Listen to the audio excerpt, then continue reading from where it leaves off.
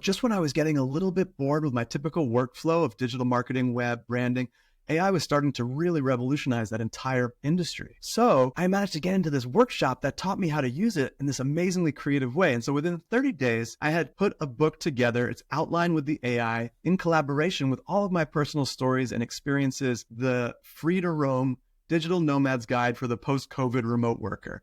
Launched it with great reviews. It was the most wonderful, collaborative, creative experience that I've ever had to watch as my stories were woven into the bones, the rote structure that the AI had proposed, and to watch as it weaved it all together. And then I cloned my voice and it narrated the audiobook, and it was an amazing experience too. And it was also the insight for me to realize that this AI revolution is not just about coldly replacing humans. It's this wonderful chance for people that never thought of themselves as creative to feel creative, and people that identified as creatives before to be even more creative. While there is a lot of upset and there is a lot of talk about how this is ruining industries or whatnot, a lot of people are actually spending that time focusing on how to use this as a new tool. There's never been a tool like this before. And I've seen people say that actual language is becoming the new operating language.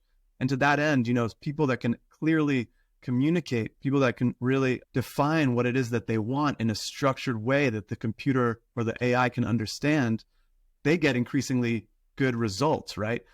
This is also the first technology that can help you learn how to use the technology.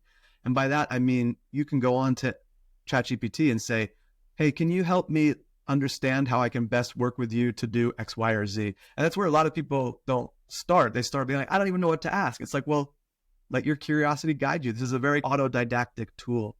I was a digital nomad since before it was a term. 2002, I was going with my laptop to Korea, Japan, working on websites for clients in the US. I'm like, this is just amazing. More people should do this. So I was equipped to write that book. I consider myself an expert in that field. It's one of my fields where I really shine. So as I was writing the book, I was able to see when it got things wrong, or sometimes if it's not even factually wrong, it would insert fictitious stories about me. And so if I was just saying, click publish to Amazon, it would not be authentic. It would not be a good idea. I need to check it.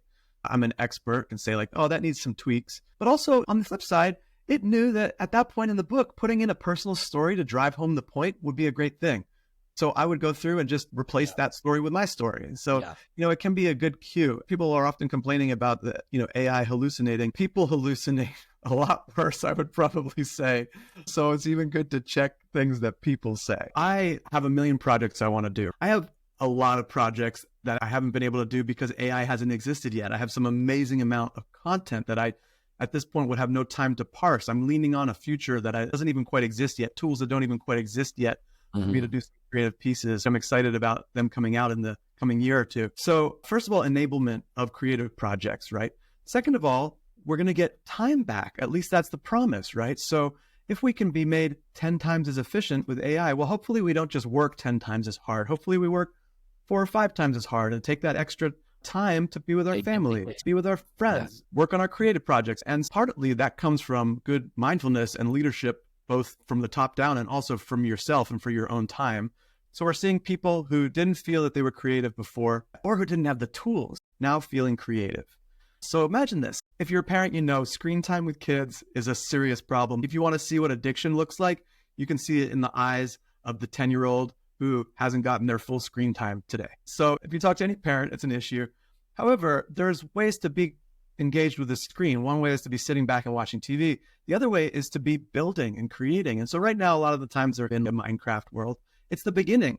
We're going to start to see 10-year-old creators who are building worlds, probably 10-year-old millionaires who are building businesses leveraged off of the insights that they can get from working with AI. And remember, these kids, they're going to be better than any of us as they grow up with this, right? We just launched a podcast, me and my best buddy, Helix. It's called the Intelligence AI Report. We cover recent news. We cover tools. We just have a really fun back and forth. We generally keep it light, but there's of course some shadows to talk about. And so there's going to be some negative comments. One was from an illustrator that had lost his job and was real pissed. He was real pissed at me for the podcast. He was pissed at the whole world of AI. He was in a deep blame cycle, and I get it.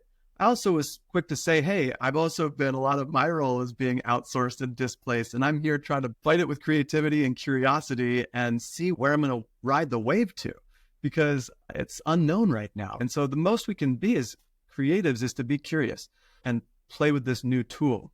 Now, does that minimize the value of existing artists? Possibly in some way. Does it minimize their value simply because all of their, whether it's their writing or their art, physical or visual art, whether it's just been sucked into these large language models or these AIs, that has yet to be solved. And I think that's one thing we just covered in the podcast this week of what the models, especially with that, lawsuit with the New York Times and OpenAI, and they're suing OpenAI for, scraping their articles. We're going to start to probably see some regulation and some probably more fair trade and revenue share, or at least some way to reward the people that trained the models. And I think that's good. I think that's good. Those conversations are happening. Now, does that minimize the value of existing artists? Possibly in some way. Does it minimize their value simply because all of their, whether it's their writing or their art, physical or visual art, whether it's just been sucked into these large language models or these AIs, that has yet to be solved. And that's one thing we just covered in the podcast this week of what the models, especially with that lawsuit with the New York Times, and they're suing OpenAI for scraping their articles. We're going to start to probably see some regulation and some more fair trade and revenue share, or at least some way to reward the people that trained the models. And I think that's good. I think that's good. Those conversations are happening. Hey, if you're still painting, don't worry, still paint. Things could be a little bit tough. Figure out maybe some other ways to license your art or make money from it. But if really your joy is painting, figure out a way to maybe even work with the AI so that you can live a life as a painter. Maybe you don't even have to rely on your painting for money. And so that was another thing. Sometimes I'm in these meetings and it's just me and a bunch of AIs. I'm doing a workshop. And I kind of think about what it's going to be like when all of our AIs are just talking to all of our AIs. And maybe we can just go back to lying under a tree and writing poetry and let the AIs take care of all the work. I did just see a robot playing badminton and kicking somebody's ass, and it was amazing. Yeah. Well, it's interesting you bring up robots because that is coming increasingly into the field. I think 2024 is going to be huge because now the robots are learning in the generative AI LLM way, right? So they can actually even look at an environment, play out all different types of scenes before they even make a move. It's like a karate master that scopes the entire landscape and then does one quick move and it's perfect. Point being that we're going to start to see robotics and AI merge in really impressive ways. We already are. I need to spend more time with you, Kurty. I've lived my life like an art project, speaking of creatives, and that's been super fun and story-filled. And I've reached now my 40s, and I'm a little bit like, okay, time to pull it together a little bit. And so it's been really fun, actually. I really felt like I have helped myself by kind of forking my fun, personal adventurer persona with my professional persona, which is really now consulting with businesses on how to incorporate AI into their workflows for creativity and efficiency. And it's really been fun to actually put on that really professional hat that I've often been the adventurer, or like raising money for charity in some wild way, or doing these events or writing books. And actually being like, who's going to look after me when I'm an old person? At this point, I need to make sure, and maybe that's just wisdom that comes with getting older, but I've been doubling down. And so sounds like I need to spend more time with you, and here's some more of your investing advice. For now, the agents are going to be becoming increasingly more abled, like the Web3 blockchain world, the crypto, even NFTs. There was these big crazes that were happening. They were all impressive and important technologies, even if they haven't all found their usage.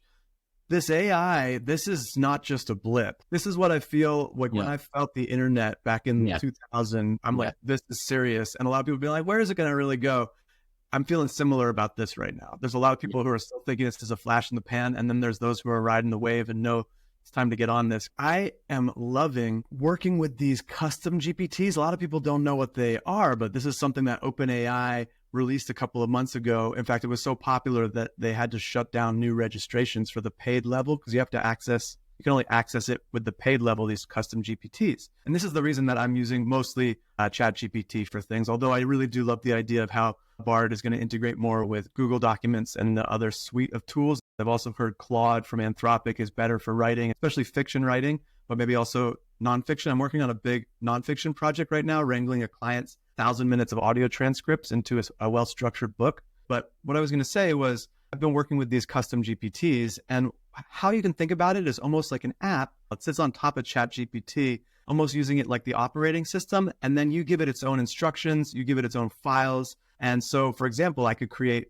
a custom GPT for my author with my manuscripts uploaded that speaks in his voice and tone. I could create a prototype for my company that completely understands my brand, all of my tone, all of my target audience, their problems and struggles, the way I can help them solve their problems, all my offerings and services to do so, all about my authority, the history of my company, all my brand assets, etc. Even custom prompts and other custom posting schedules, anything like that. So it can be a really great tool for business research and digital marketing. And you might say like, well, I'm doing all that already in vanilla ChatGPT, and you absolutely can. But imagine why these custom GPTs are interesting is you press new chat on my brand bot. It's pre-trained with all of that. I can just begin asking it questions. Well, I think a big part of what I love to espouse is letting technology work for us rather than the other way around. So I would consider myself a power user of my Mac, of my phone, of these new tools. I constantly am looking at how to trim the fat and make things more efficient in every aspect of my life. It's kind of like a game to me. So actually helping people trim the inefficiencies and move on to where they're actually in their flow state, where they're feeling creative, where they're enjoying their work again, or they're doing the hobby that they never did, or they're moving a step towards a goal that they couldn't get off the blank page for. What I'm talking about in this case, this is internal facing chatbot or assistant. And I think that there's going to be assistants for every department. For a small team or a small entrepreneur, maybe one brand bot is sufficient. With that tool, I can write this as a fresh chat, do a SWOT analysis between my company and this company, and just paste the website. It already knows my entire company offerings and my target audience. And then it uses the Bing integration to go off and crawl the entire competitor's website. And then it gives me a whole SWOT analysis. So that's just one aspect of this tool. You can then say, great, now give me a gap analysis of my skills. You know my target audience, you know my offerings. What could I be providing that I'm not?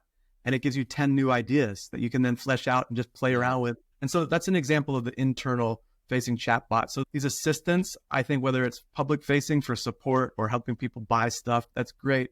I'm more focused right now on the internal facing stuff, how to streamline business workflows. I don't think accountants ever thought before that they were creative, but imagine as some of their worst aspects of their jobs get automated, that they can actually be more creative with numbers and their accounting and try to practice it, right?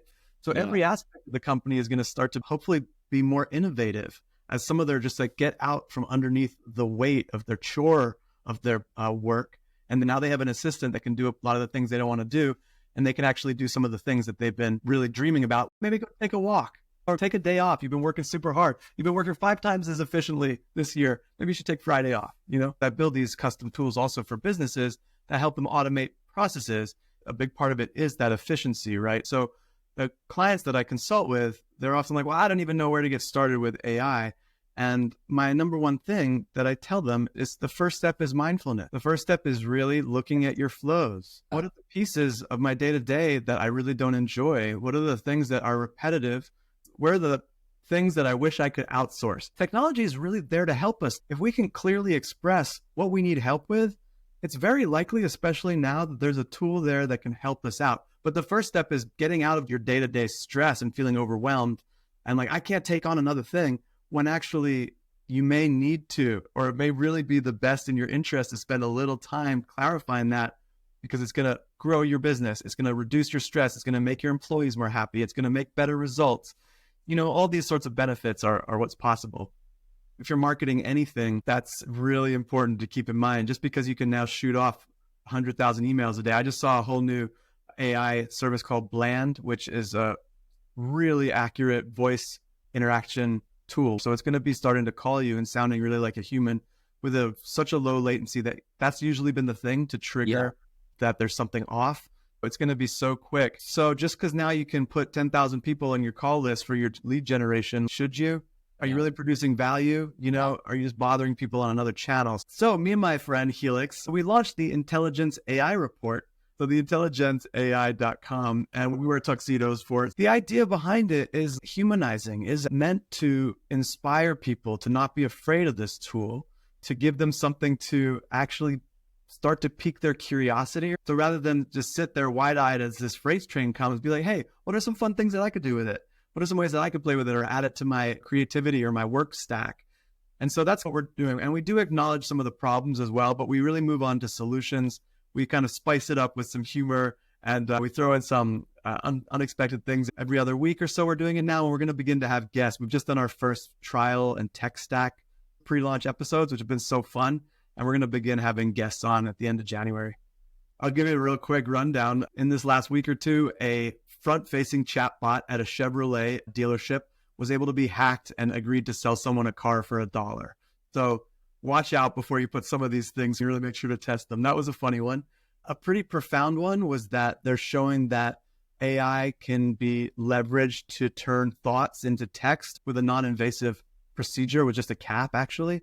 And that's obviously could be a little scary if you think about it, but profoundly impactful for people with stroke or paralysis. In other amazing health news, AI was able to look across millions of different compounds and come up with a whole bunch of new antibiotics that are going to be able to kill antibiotic-resistant strains like MRSA and stuff like that. It's so funny with these self-driving cars, all these people complaining. My mom's always complaining. I'm like, Mom, first of all, their statistics are really incredible. Once in a while, something terrible may happen, very rarely. Yeah. The reality is every day, terrible things are happening with human drivers. You look around, some of these people driving, they should not be driving. I don't know what they're on. I don't even know if they can see above the wheel, some of these folks. There are some of these really old folks that I would just rather a robot was driving them around. So my uncle, I look at him when he's driving, he's terrified. But the point being that I am not afraid of robot drivers. Waymo just released their statistics about how safe it actually is. Statistics can take us far. One of the things humans are just going to have to get over is humans love to be able to blame a human. And so when there's no human on the other end of the action, that produces some strange implications. So that's something that still needs to be resolved probably for the vast populace. If I was to go tomorrow in a terrible robot driving accident, I could say I lived a really full life. But it has been a life that I have not really had typical jobs. Even in my moments where I would do these adventures or events, they weren't always the best business or financial decisions. I was always looking to try to fill up my own value. And no matter how many people said you're amazing, if you're not feeling that yourself, you're not going to fill that hole until you actually figure out how to make yourself feel whole from within. I've had to really work on my relationship with money, and in doing so, feel my own self-value come out. Now I also know that I can produce for my family and beyond. That has been a piece that's really been missing, and more than ever, I'm starting to feel a full sense of value. Even in my roles that I'm working in right now, I feel like people are saying to me, "You're so valuable," and I'm feeling it more than I ever had in the past. I used to be like, "Oh, you're so valuable too," and just be so quick to shrug it off and not take it in. So there is going to be a number that really does bring you to the next level of happiness and comfort and safety as you go up Maslow's pyramid. And then beyond that, what are you going to do with it? I've been in situations before where I just didn't have the options. Are you going to do creative things? One of the things when I'm super wealthy, I just can't wait to love up on all my friends who have supported me on the way here and create some amazing experiences and have some real fun with that surplus and do some real good. Things like that I would really want to do after my basic needs are met and my family's needs are met. So I'm excited about 2024. I'm excited about reaching those goals I'm setting for myself and giving myself that acknowledgement that I'm doing a great job on a path that's not that well trodden, and finding that self-validation first and deeply accepting it from others is my practice, and trusting that the cosmos has my back even when it sort of takes the plans and throws them around. Just look out for why it's doing what it's doing, and something good's going to turn up when you're looking for it.